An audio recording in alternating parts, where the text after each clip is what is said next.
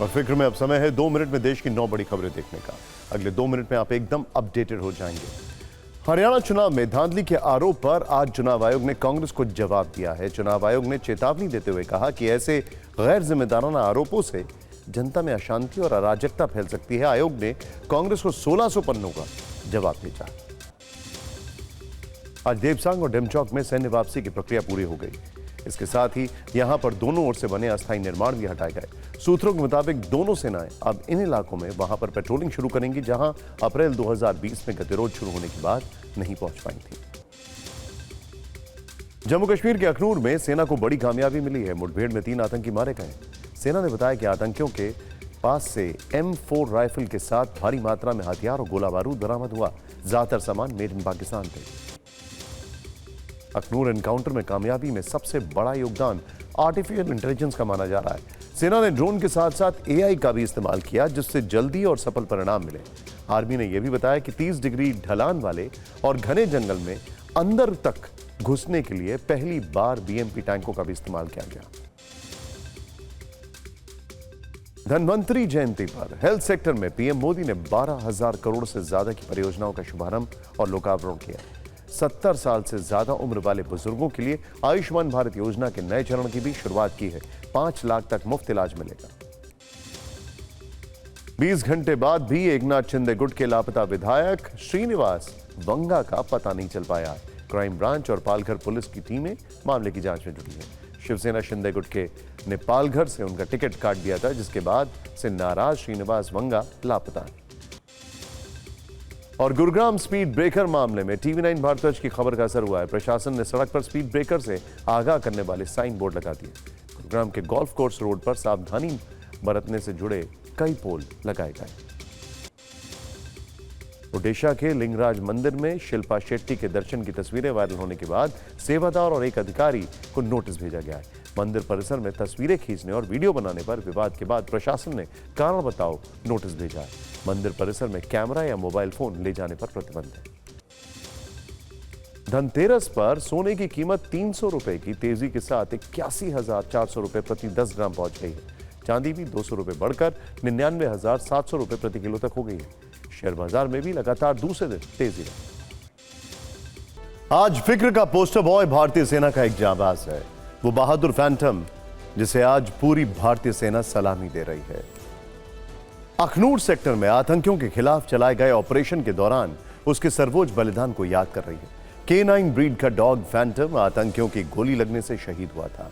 इसीलिए आज हम भी आपको उसकी वीरता की सच्ची कहानी सुनाने वाले हैं। लेकिन उससे पहले कुछ बातें जो हम आपसे करना चाहते हैं। हमारे समाज में 2 तरह के लोग होते हैं। एक वो जो डॉग प्रेमी होते हैं और एक वो जो उनसे डरते हैं। आपने अक्सर दिल्ली मुंबई की बड़ी बड़ी सोसाइटीज में इन्हीं डॉग की वजह से लोगों को आपस में लड़ते झगड़ते देखा होगा। लेकिन लोगों की पसंद नापसंद के बीच ये बात आपको शायद ही मालूम होगी कि कई ऐसे डॉग खामोशी के साथ देश की सेवा भी कर रहे हैं। वो सैनिकों के साथ सीमा के प्रहरी भी हैं और जरूरत पड़ने पर आतंकवादियों के काल भी बन जाते हैं। तो हम जिस डॉग फैंटम की बात कर रहे हैं उसके कारनामे भी कुछ ऐसे ही हैं। और अखनूर सेक्टर में आतंकियों से एनकाउंटर के समय सबसे ज्यादा चर्चा में सेना का यह डॉग क्यों है, यह आपको जानना चाहिए। असल में 28 अक्टूबर को जम्मू कश्मीर के अखनूर में सेना की एम्बुलेंस पर आतंकवादियों ने फायरिंग की थी। सीमा पार से घुसपैठ करके आए इन आतंकवादियों ने यह हमला जोगवान एरिया में किया था। आतंकवादी इसके बाद यहीं के कैरी बटल इलाके के घने जंगलों में छिप गए थे। इसके बाद सोमवार की सुबह से ही जंगल में भारतीय सुरक्षा बलों ने आतंकवादियों को ढूंढने के लिए बड़े पैमाने पर सर्च ऑपरेशन चलाया। जंगल चूंकि घना था तो इस काम में सेना ने अपने K9 स्क्वाड के डॉग्स की भी मदद ली, जिनका काम जंगलों में घुसकर आतंकियों का पता लगाना है, उनके भागने के संभावित रास्तों की पहचान करना था। और सेना के K9 डॉग स्क्वाड ने इस मिशन को बखूबी अंजाम भी दिया। आतंकियों को पता भी लगाया। इसके बाद दोनों ओर से फायरिंग शुरू हुई और क्लोज फाइट के दौरान ही सैनिकों ने 3 आतंकवादियों को मार गिराया। लेकिन इसी बीच एक और घटना घटी। गोलीबारी के दौरान ही आतंकियों की एक गोली सैनिकों के साथ मोर्चे पर तैनात फैंटम नाम के खोजी डॉग को भी लगी, जिससे वो घायल हो गया। बाद में इलाज के दौरान सर्वोच्च बलिदान दिया। भारतीय सेना की व्हाइट नाइट कॉर्प्स ने उसकी शहादत पर देश को जानकारी दी। सोशल मीडिया पर लिखा, फैंटम की बहादुरी, वफादारी और समर्पण को कभी भुलाया नहीं जा सकेगा। जम्मू के डिफेंस पीआरओ ने बयान दिया, हम अपने डॉग फैंटम के सर्वोच्च बलिदान को सलाम करते हैं। आपको यह बात भी जाननी चाहिए कि भारतीय सेना में शामिल K9 यूनिट का डॉग फैंटम सेना में शामिल कब हुआ था। फैंटम नाम के इस डॉग का जन्म मई 2020 में हुआ था। अगस्त 2022 में इसे असॉल्ट डॉग यूनिट में पोस्ट किया गया था। यह डॉग कड़ी ट्रेनिंग के बाद K9 यूनिट का हिस्सा बनने गया था। उसे रीमाउंट वेटनरी कोर मेरठ से लाया गया था और अखनूर से पहले भी भारतीय सेना के कई बड़े मिशन का हिस्सा रह चुका है। आपको जानकर अच्छा लगेगा कि भारतीय सेना में शामिल कोई भी डॉग जब किसी आतंकी घटना में अपने प्राणों की आहुति देता है तो उसे शहीद का दर्जा दिया जाता है। उसे बिल्कुल वैसे ही श्रद्धांजलि दी जाती है जैसे कि सेना के एक शहीद सिपाही को मिलती है, क्योंकि ये भी एक जवान की तरह देश की सुरक्षा के मोर्चे पर तैनात रहते हैं। जैसे फैंटम के सर्वोच्च बलिदान को आज सेना के साथ पूरे देश ने नमन किया। भारतीय सेना में ऐसे कई असॉल्ट डॉग हैं जिन्हें कड़ी ट्रेनिंग के बाद तैयार किया गया। शहीद फैंटम भी उन्हीं में से एक था। हम आपको फैंटम की जबरदस्त ट्रेनिंग का वीडियो भी दिखा रहे हैं। खास बात यह है कि जब तक इन डॉग्स का प्रशिक्षण पूरा नहीं हो पाता तब तक इन्हें किसी मिशन पर नहीं भेजा जाता, लेकिन ट्रेनिंग पूरी होने के बाद जंग का मैदान हो या आतंकी घुसपैठ, हर जगह ये सोल्जर्स खुद को साबित करते हैं। सेना के इतिहास में फैंटम जैसे बहादुर डॉग्स की कहानियां भरी पड़ी। इन डॉग्स की ट्रेनिंग भी सैनिकों की तरह बेहद मुश्किल होती है। ट्रेनिंग के दौरान हर डॉग के लिए अलग अलग तरह के कमांड का इस्तेमाल होता है और एक वक्त के बाद ये डॉग्स हाथ के इशारों को भी समझ लेते हैं। इनका ख्याल रखने वाले हैंडलर ही डॉग्स को आदेश देते हैं। इन्हें अलग अलग हालात में अलग अलग तरीके से भौंकने की ट्रेनिंग मिलती है। इनका इस्तेमाल सर्च एंड रेस्क्यू में सबसे ज्यादा किया जाता है। इसके अलावा बारूदी सुरंगें या बम खोजने में भी ये मदद करते हैं। दुश्मनों को ठिकाना खोजने में भी इनको ट्रेनिंग दी जाती है। सेना में एक डॉग का सर्विस पीरियड 8 से 10 साल का होता है और सबसे बड़ी बात यह कि इन्हें सर्विस के दौरान या फिर मरणोपरांत वीरता के लिए पुरस्कार भी दिए जाते हैं, जैसा कि पिछले वर्ष ही राजौरी एनकाउंटर में शहीद फीमेल असॉल्ट डॉग केंट को मरणोपरांत राष्ट्रपति वीरता पुरस्कार दिया गया था। इसी तरह से अक्टूबर 2022 में अनंतनाग में हुए एक टेरर ऑपरेशन के दौरान सेना के डॉग जूम ने बलिदान दिया था और उसे भी मरणोपरांत गैलेंट्री अवार्ड से सम्मानित किया गया था। अब फैंटम के बलिदान को भी इसी तरह से राष्ट्रपति अगले वर्ष सम्मानित कर सकती है। वैसे हम यहां जिस खास ब्रीड बेल्जियम मेलिनॉइस की बात कर रहे हैं उसका इस्तेमाल भारत में सेना के अलावा सीआरपीएफ नक्सलवाद के ऑपरेशन में भी करती है और इसी नस्ल के डॉग एनएसजी, आईटीबीपी और दिल्ली पुलिस में भी शामिल हैं, जिनके प्रशिक्षण पर 1 महीने में लाखों का खर्च होता है। वैसे सिर्फ भारत ही नहीं बल्कि अमेरिका जैसे कई देश भी अपनी सेना में इन डॉग्स की मदद कई बड़े ऑपरेशंस में ले चुके हैं। आपको ऐसी ही एक तस्वीर वर्ष 2019 की दिखाते हैं। तब इसी नस्ल के कैनन डॉग की एक तस्वीर उस समय पूर्व राष्ट्रपति डोनाल्ड ट्रंप ने सोशल मीडिया पर पोस्ट की थी और जानकारी दी थी कि इस डॉग की मदद से सीरिया के एक बंकर में छिपे आईएसआईएस आतंकी अबू बकर अल बगदादी का पता लगा था और उसका अंत हुआ था। हालांकि बगदादी ने सुरंग के अंदर आत्मघाती जैकेट पहनी थी। उसने खुद विस्फोट किया था जिससे यह डॉग बुरी तरह से घायल हुआ था। बाद में जब ठीक हुआ तो व्हाइट हाउस में ट्रंप खुद उसे मिले और उसकी वीरता की प्रशंसा की।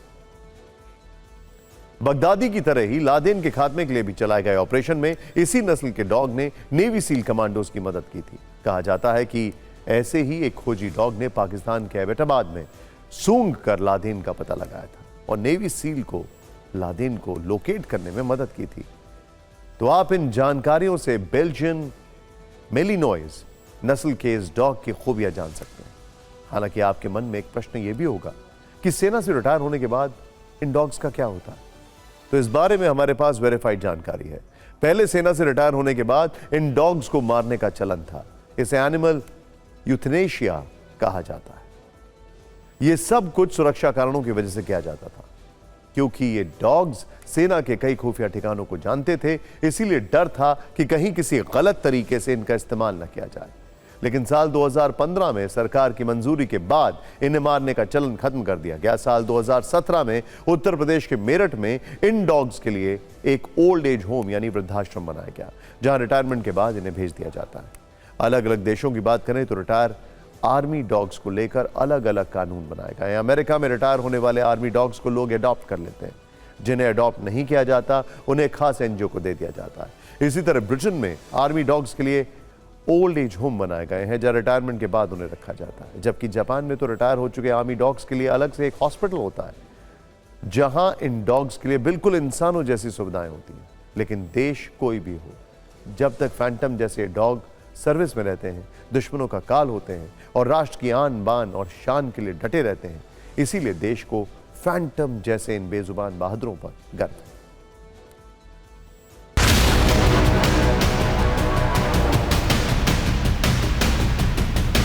भारतीय सेना का एक साइलेंट वॉरियर था जो वीर गति को प्राप्त हुआ।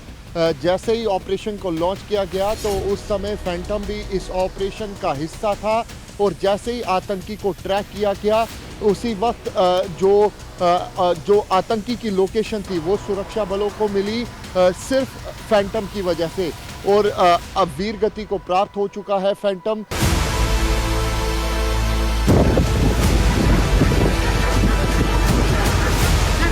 एक बड़ी सक्सेस है। वहीं दूसरी तरफ भारतीय सेना ने अपना एक वीर साइलेंट वॉरियर जो है वो खोया है। पूरा देश आज फैंटम को नमन कर रहा है। वहीं आपको बता दें कि इस पूरे ऑपरेशन में फैंटम की बड़ी जो यहाँ पर योगदान है वो रहा है और 3 आतंकियों को न्यूट्रलाइज जो है वो पूरी तरीके से सुरक्षा बलों ने किया।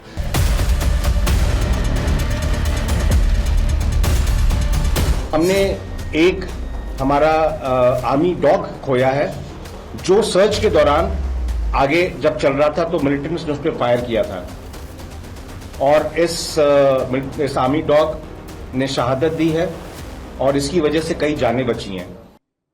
और फिक्र में बात अब करते हैं एक ऐसे संभावित संगठन की जो अभी तक अस्तित्व में तो नहीं आया है, लेकिन ये पूरी दुनिया में बहस का बड़ा विषय बन चुका है।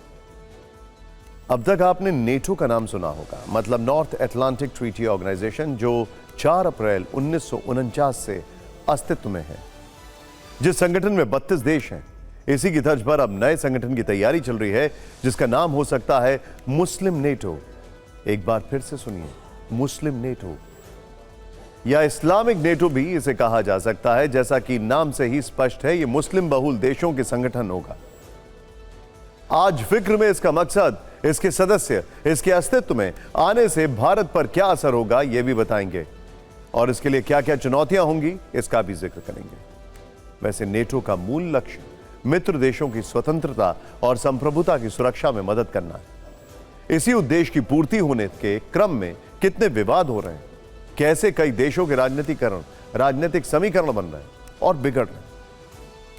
वैसे जिस संगठन में पाकिस्तान है, जिस संगठन में बांग्लादेश है, जिस संगठन में तुर्की जैसे देश हैं, ऐसे संगठन का मकसद क्या हो सकता है और कितने दिनों तक ऐसे संगठन अपने मकसद के साथ रह पाएगा, अपने आप में यह बड़ा प्रश्न है।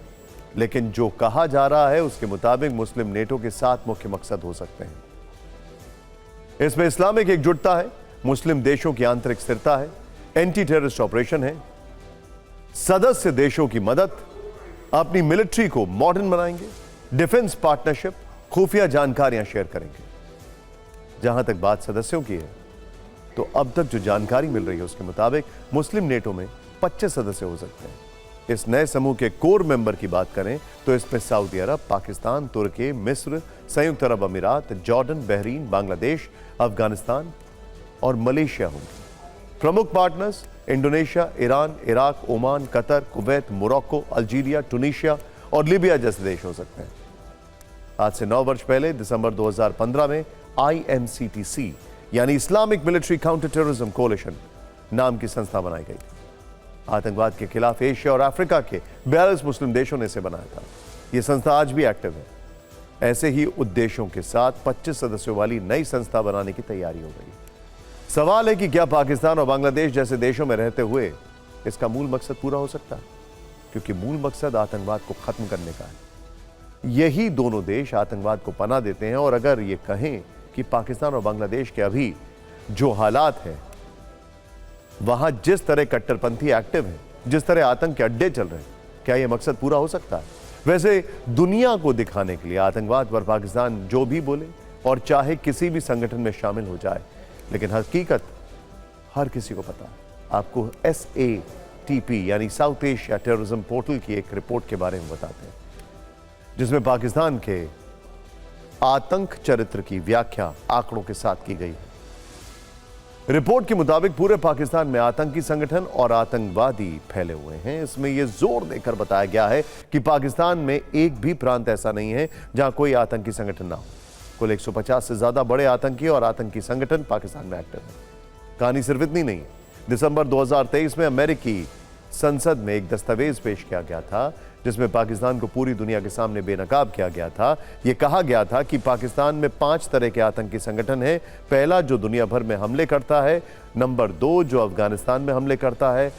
नंबर 3, जो कश्मीर में हमले करते हैं। नंबर 4, जो पाकिस्तान में ही हमले करते हैं। नंबर 5, जो शिया बहुल इलाकों में हमले करते हैं। सोचिए, जो देश 5 प्रकार के आतंकी संगठनों को शय दे रहा हो, उससे आतंकवाद के खिलाफ कदम में क्या उम्मीद हो सकती है। ऐसी असलियत बांग्लादेश की भी है, जो पाकिस्तान के कट्टर प्रेम में जमातियों का अड्डा बन चुका है, जहां दिन दहाड़े हिंदुओं पर हमले होते हैं, जिसकी सरकार में आतंकी इतिहास वाले लोग शामिल रहते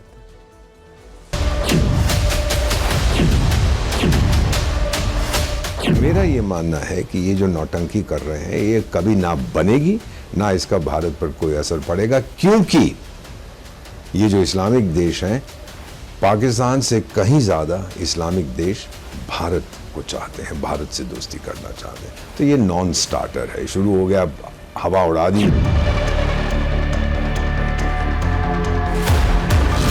सऊदी अरेबिया कभी नहीं बनने देगा पाकिस्तान लेड मिलिट्री अलायंस, क्योंकि सऊदी कहता है चौधरी मैं, पाकिस्तान कहता है बम मेरे पास चौधरी मैं, ईरान कहता है चौधरी मैं। चौधरी वहां पे बहुत है, जनरल बहुत है इस्लामिक दुनिया में, फॉलोअर कोई नहीं है, सिपाही कोई नहीं।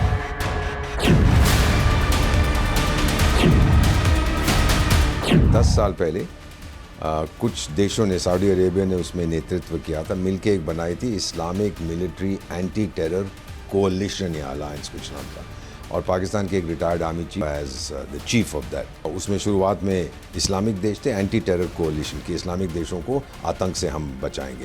लेकिन कुछ यहाँ पर फुस हो गई है।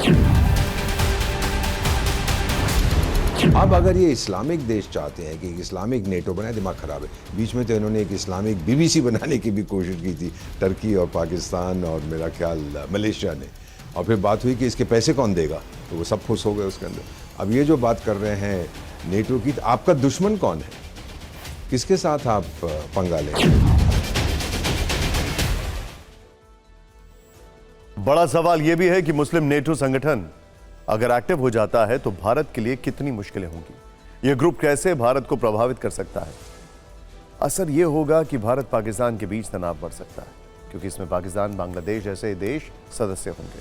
दूसरा असर यह होगा कि कश्मीर विवाद को हवा मिल सकती है, क्योंकि यह संगठन पाकिस्तान के पक्ष में दबाव बनाने का प्रयास कर सकता है। तीसरा असर यह हो सकता है कि क्षेत्रीय सुरक्षा को खतरा होगा, क्योंकि मुस्लिम नेटो से पाकिस्तान को मजबूती मिल सकती है। चौथा असर यह है कि भारत को अलग थलग करने की कोशिश होगी, क्योंकि पाकिस्तान मुस्लिम बहुल देशों को प्रभाव में रख सकता है। फिक्र की राजनीतिक फाइल्स खोलते हैं। महाराष्ट्र में आज नामांकन के साथ सीटों वाला कलेश और सस्पेंस भी खत्म हो गया। नामांकन खत्म होने के बाद यह पिक्चर साफ हो पाई है कि कौन सी पार्टी कितनी सीटों पर चुनाव लड़ रही है। ऐसा शायद महाराष्ट्र के चुनावी इतिहास में पहली बार हुआ होगा। खैर, नामांकन खत्म होने के बाद लेटेस्ट अपडेट यह है कि महायुति में बीजेपी सबसे ज्यादा 152 सीटों पर चुनाव लड़ रही है।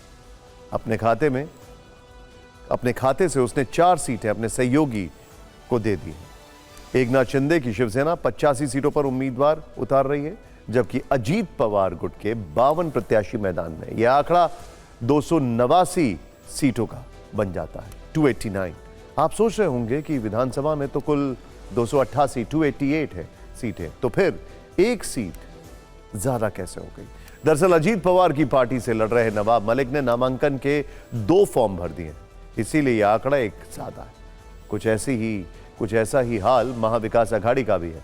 महाविकास आघाड़ी में सबसे ज्यादा 102 सीटों पर कांग्रेस ने अपने उम्मीदवार उतारे। उद्धव गुट के 89 यानी करीब 89, जबकि शरद पवार गुट के 87 प्रत्याशियों ने नामांकन किया है, जबकि 13 सीटें सहयोगी दलों को दी गई हैं। इस लिहाज से महाविकास अघाड़ी में सीटों का योग 291 हो गया। दरअसल 3 सीटों पर इसी गठबंधन के दल आमने सामने आ गए। मतलब यह कि जितनी सीटों पर गठबंधन तय हुआ था उससे ज्यादा उम्मीदवार उतार दिए गए हैं। इसीलिए 288 का आंकड़ा 291 पर पहुंच गया। नामांकन वापस लेने की आखिरी तारीख 4 नवंबर की है। 4 नवंबर तक पार्टियों के पास गठबंधन के सहयोगियों और नाराज नेताओं को मनाने का वक्त है। जब यह नामांकन वापस लेंगे तब 5 नवंबर को आखिरी आंकड़े सामने आएंगे। कुल मिलाकर कुछ सीटों का सस्पेंस बरकरार ही रह गया।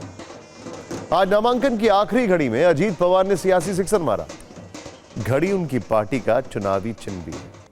खैर, घड़ी वाली एनसीपी ने मानखुर्द शिवाजी नगर से नवाब मलिक को आखिरी क्षण में उतारकर सबको चौंका दिया। पिछली बार यहां से समाजवादी पार्टी के अबू आजमी जीते थे। मतलब इस सीट पर 2 कद्दावर नेताओं की टक्कर है। ये वही नवाब मलिक हैं जो कभी अजीत के चाचा शरद पवार के खास माने जाते थे। अब वो पाला बदल चुके हैं। अब सवाल है कि 2019 में जीत दर्ज करने वाले नवाब मलिक अपनी सीट अणुशक्ति नगर छोड़कर अबू आजमी के खिलाफ क्यों खड़े हो गए? दरअसल नवाब मलिक की बेटी सना मलिक अपने पिता की सीट अणुशक्ति नगर से अजीत पवार गुट के टिकट पर चुनाव लड़ रही हैं। जब सना के नाम का ऐलान हुआ तो यह चर्चा सामने आई कि बीजेपी के दबाव में अजीत पवार ने नवाब मलिक की से दूरी बनाई। लेकिन नामांकन के बाद यह साफ हो गया कि एनसीपी ने रणनीति के तहत ऐसा किया था। अबू आजमी बनाम नवाब मलिक की लड़ाई में एक और पेच है। सना मलिक के सामने शरद पवार की एनसीपी ने अभिनेत्री स्वरा भास्कर के पति फहाद अहमद को उतारा है। फहाद अहमद समाजवादी पार्टी के नेता हैं जो अबू आजमी के करीबी। मतलब समाजवादी पार्टी के नेता शरद पवार की पार्टी के टिकट पर नवाब मलिक की बेटी के खिलाफ खड़े हैं। तो अब समाजवादी पार्टी के अबू आजमी के खिलाफ सना के पिता नवाब मलिक खुद मैदान में आ गए। अब सवाल है कि क्या वो अपनी बेटी का बदला लेने के लिए अबू आजमी के सामने उतरे हैं? इसका जवाब तो वही दे सकते हैं, लेकिन इतना तय है कि महाराष्ट्र में मुस्लिम समुदाय के 2 बड़े नेताओं की सियासी लड़ाई खुलकर हो रही है। कहने वाले तो ये भी कह रहे हैं कि नवाब मलिक की बेटी के खिलाफ अबू आजमी ने ही अपनी पार्टी के फहाद अहमद को शरद गुट से टिकट दिलवाया, जिससे नवाब मलिक नाराज हो गए। वैसे अजीत पवार की इस चाल ने बीजेपी को भी असहज कर दिया है। पार्टी ने साफ कर दिया है कि वो उनके लिए प्रचार नहीं करेगी। पार्टी मेरे साथ खड़ी रही। अजीत पवार संकट के समय मेरे परिवार के साथ मेरे साथ खड़े रहे। मेरा कर्तव्य है कि मैं अजीत पवार जी के साथ खड़ा रहूं। महाविकास अघाड़ी के हम एक घटक हैं और हमारे महाविकास अघाड़ी चालू रहेगी। जिस तरह से कई लोग एक फ्रेंडली फाइट कर रहे हैं, यानी प्रेम भी रहे और लड़ाई भी रहे, ऐसी हम भी ये निभाएंगे। नवाब मलिक यांच्या उमेदवारीबद्दल भारतीय जनता पक्षाची भूमिका हीच आहे की भारतीय जनता पक्ष नवाब मलिक यांचा प्रचार करणार नाही। महाराष्ट्र में सत्ता परिवर्तन बिल्कुल तय है। ये तो जनता ने इनको, जैसे जनता को इन लोगों ने मारा था, जनता ने इनको सत्ता से बाहर निकालने का मानस बना लिया है।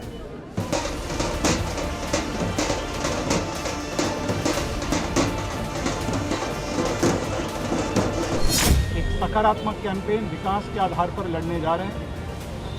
ये पर्सनल कोई बैटल नहीं है। हमारा उद्देश्य किसी को हराना नहीं। हमारा उद्देश्य है कि वर्लीकरों को, मुंबईकरों को और महाराष्ट्र में आम लोगों को जिताना।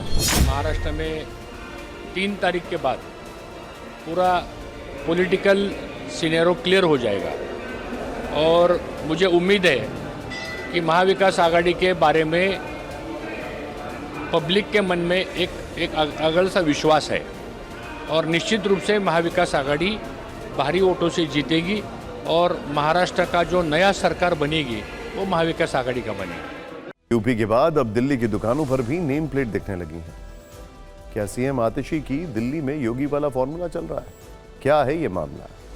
दिल्ली के नजफगढ़ की सब्जी और फल मंडी से ये तस्वीरें आई हैं। वहां ठेलों के आगे मोहम्मद असगर, मोहम्मद मिंटू और प्रेम सिंह जैसी नेम प्लेट लगी नजर आई। साथ में मोबाइल नंबर भी दिया गया। दिल्ली के बाजार में नई व्यवस्था का ये वीडियो वायरल है। मतलब अब ये सिंपल फल या सब्जी वाले नहीं, अब आप इनकी पहचान कुछ इस तरह से बता सकते हैं। असगर फल वाला, मिंटू सब्जी वाला, प्रेम फल वाला एक्सक्यूज मी। दुकानदारों का कहना है कि वो यहां पिछले 10 से 15 साल से फल और सब्जियां बेच रहे हैं, कभी नेम प्लेट लगाने की जरूरत नहीं पड़ी। लेकिन हाल ही में जब मार्केट एसोसिएशन और स्थानीय पार्षद ने कहा तो उनको ये नेम प्लेट लगवानी पड़ी। कुछ ऐसी ही तस्वीर कांवड़ यात्रा के दौरान यूपी से आई थी। प्रशासन ने रेहड़ी पटरी वालों के लिए नेम प्लेट लगाना अनिवार्य कर दिया था। हालांकि बाद में सुप्रीम कोर्ट ने के आदेश के बाद इसे वापस लेना पड़ा। यूपी में भले ही यह विवाद थम गया, लेकिन दिल्ली तक यह हवा पहुंच चुकी है। मार्केट एसोसिएशन ने दलील दी कि कांवड़ यात्रा के दौरान यूपी में लागू हुए नियम से यह विचार उनके मन में आया। फिर बीजेपी के स्थानीय पार्षद के संपर्क किया गया। इसके बाद बैठक हुई और नेम प्लेट वाला नियम लागू करने का फैसला लिया गया, जिसके पीछे सुरक्षा का हवाला दिया जा रहा है। बताया गया है कि बाजार में कुछ रोहिंग्या और बांग्लादेशियों के अवैध रूप से काम करने की शिकायतें मिल रही थी। ऐसी जानकारी दी गई कि कई दिन से मंडी में कुछ अनजान चेहरे रेडी लगाने के लिए आ रहे हैं, जिन्हें मंडी एसोसिएशन भी नहीं जानती। तब यह फैसला लिया गया कि हर रेडी पर दुकानदार का नाम, फोन नंबर और रेडी नंबर लिखा जाए ताकि उनकी पहचान हो सके। इससे ग्राहकों को भी पता रहेगा कि उन्होंने सामान कहां से लिया। अगर सामान खराब निकला तो वो उसे वापस भी कर सकते हैं। कुल मिलाकर दिल्ली के फल वाले राम रहीम में बट गए। इस फैसले को लेकर ग्राहकों और दुकानदारों का क्या रिएक्शन है, आप ये भी देखिए।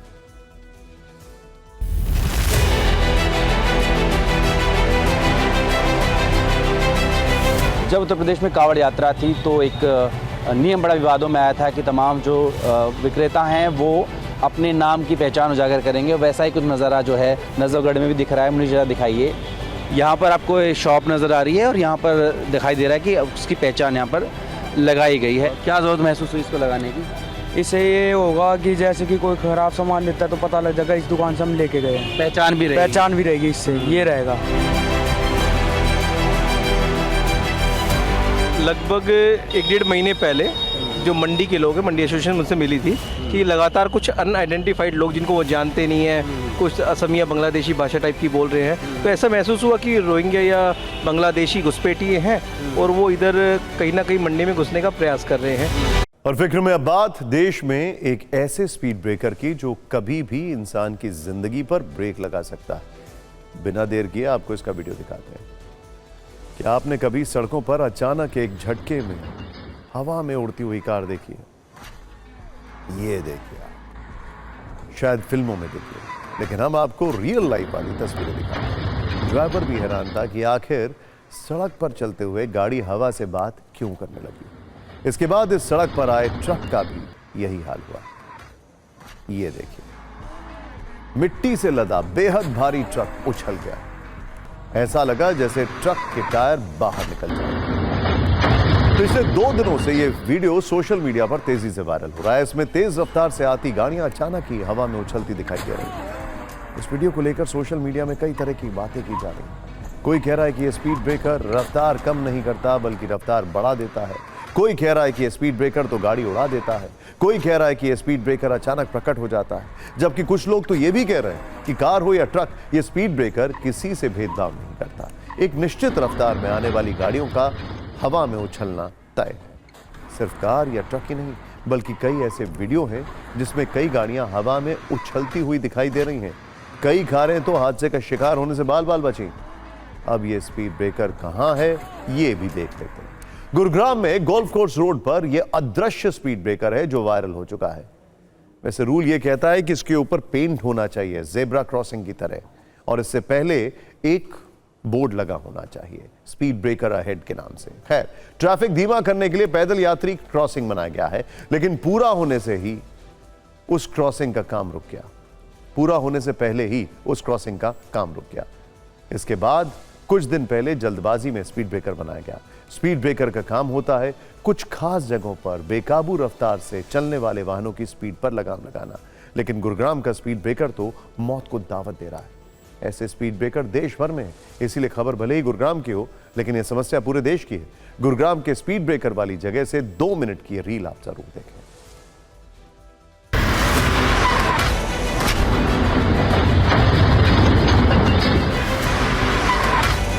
गुरुग्राम का एक वीडियो सोशल मीडिया पर जमकर वायरल हो रहा है, जिसमें दिखाया गया है कि गोल्फ कोर्स रोड पर एक स्पीड ब्रेकर बना है, जिसकी वजह से गाड़ियां हवा में उड़ती दिखाई दे रही हैं।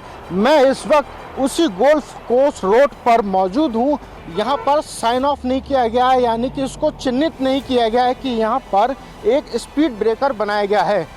कब बनाया? ये बनाया है JMDO वालों ने बनाया, DLF ने भी रोका था और ये DLF ने ही बैरिकेडिंग की है। आप देख सकते हैं तस्वीरों में किस तरीके से ये जो गाड़ी थी व्हाइट कलर की, वो छलांग लगाती हुई हवा में उड़ती नजर आई है। एक और गाड़ी आप अभी बिल्कुल सामने आप देख सकते हैं कि तुरंत उन्होंने ब्रेक लगाया है।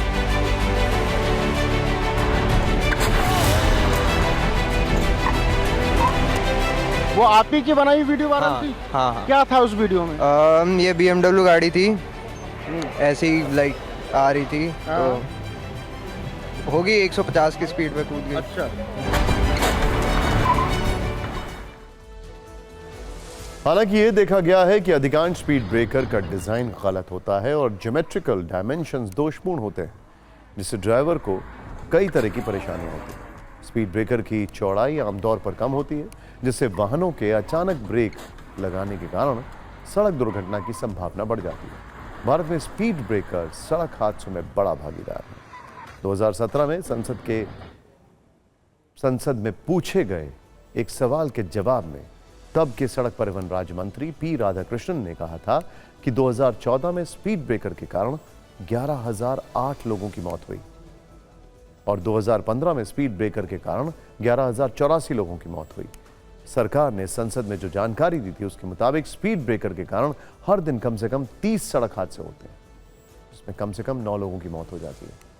इसे आप ऐसे समझिए कि 2022 में सड़क हादसों में 1,68,491 लोगों की मौत हुई थी, जिसमें स्पीड ब्रेकर से मौत का आंकड़ा करीब 10,000 लोगों का था, यानी करीब 6% लोग तो सिर्फ गलत डिजाइन और जगहों पर बने स्पीड ब्रेकर के कारण मारे गए। किसी भी सड़क पर स्पीड ब्रेकर बनाने के नियम क्या होते हैं वो भी समझ लेते हैं। स्पीड ब्रेकर की अधिकतम ऊंचाई 4 इंच यानी करीब 10 सेंटीमीटर और अधिकतम चौड़ाई 3.7 मीटर होनी चाहिए। ब्रेकर के दोनों ओर 2-2 मीटर का स्लोप दिया जाए ताकि वाहन स्लो होकर बगैर झटका खाए निकल जाए। 6 से 8 इंच तक ऊंचाई वाले और बगैर स्लोप के ब्रेकर नहीं बनाए जाने चाहिए। स्पीड ब्रेकर के पहले चेतावनी चिन्ह लगे होने चाहिए। साथ ही ब्रेकर में सफेद या पीला पेंट और रेडियम होना चाहिए, जिससे दिन और रात में ब्रेकर दूर से ही वाहन चालकों को नजर आ जाए। स्पीड ब्रेकर से 40 मीटर पहले चेतावनी बोर्ड होना चाहिए। इसके साथ ही 2 स्पीड ब्रेकर के बीच कम से कम 100 से 120 मीटर की दूरी होनी चाहिए। लेकिन गुरुग्राम में बने इस स्पीड ब्रेकर को बनाते वक्त किसी भी नियम का पालन नहीं किया गया। सोशल मीडिया में वायरल हुआ यह वीडियो प्रशासन के लिए रेड फ्लैग है। इसीलिए आज जब TV9 भारतवर्ष ने दिन में यह खबर दिखाई तो गुरुग्राम का पूरा प्रशासन अलर्ट हो गया। इसके बाद गुरुग्राम की एक सड़क पर साइन बोर्ड लगने शुरू हो गए। जो तस्वीरें आप देख रहे हैं यह अब से कुछ देर पहले की है। गुरुग्राम के गोल्फ कोर्स रोड पर प्रशासन का पूरा अमला पहुंच गया है। यहां कई पोल लगाए गए हैं जिन पर लिखा है स्पीड ब्रेकर अहेड। इसके अलावा एक और साइन बोर्ड लगा है जिस पर लिखा है speed breaker ahead go slow, यानी आगे स्पीड ब्रेकर है धीरे चले। लेकिन ये सब कुछ सोशल मीडिया पर बहस छिड़ने और TV9 पर खबर दिखाई जाने के बाद हुआ। बात अमेरिका में राष्ट्रपति चुनाव के बीच दिवाली के जश्न की करते हैं। एक दिन पहले व्हाइट हाउस में अमेरिका के राष्ट्रपति जो बाइडेन ने दिवाली मनाई। बाइडेन ने व्हाइट हाउस में इसके लिए बड़ा समारोह रखा जिसमें करीब 600 लोगों ने हिस्सा लिया। वर्ष 2003 में पूर्व राष्ट्रपति जॉर्ज बुश ने पहली बार व्हाइट हाउस में दिवाली मनाई, तो इसमें निजी तौर पर शामिल नहीं हो पाए, लेकिन यह चलन तब से है। इसके बाद 2009 से 2017 बराक ओबामा ने हर वर्ष व्हाइट हाउस में दिवाली मनाई। 2017 से 2020 तक डोनाल्ड ट्रंप अमेरिका के राष्ट्रपति रहे। उन्होंने हर साल व्हाइट हाउस में दिवाली मनाई, जबकि 2021 से लेकर अब तक हर साल बाइडेन ने व्हाइट हाउस में दिया जलाकर दिवाली मनाई। अमेरिका में 5 नवंबर को राष्ट्रपति चुनाव के लिए फाइनल वोटिंग होनी, लेकिन उससे पहले ही अमेरिका में जगह जगह आग लगाई जा रही है। अमेरिका में एक हफ्ते बाद होने वाले चुनाव से पहले ही 4 करोड़ से ज्यादा लोग अपना राष्ट्रपति चुन चुके हैं। उन्होंने बैलेट पेपर के जरिए वोटिंग की और उन बैलेट पेपर्स को एक ऐसे बैलेट बॉक्स में रखा गया जहां अब अमेरिका में बैलेट बॉक्स में आग लगाई जा रही है। क्या अमेरिका में फाइनल वोटिंग से पहले बहुत बड़ी साजिश रची जा रही है? इस रिपोर्ट में देखिए। जिस लाल रंग के बड़े बॉक्स को आप देख रहे हैं उस पर साफ साफ लिखा है ऑफिशियल बैलेट ड्रॉप बॉक्स। इस बॉक्स से धुआं निकल रहा है, कई कागज के जलते हुए टुकड़े बाहर गिर रहे हैं। बॉक्स से धुआं निकल रहा है। ये बैलेट बॉक्स वॉशिंगटन के क्लार्क काउंटी में था, जिसे किसी ने आग के हवाले कर दिया।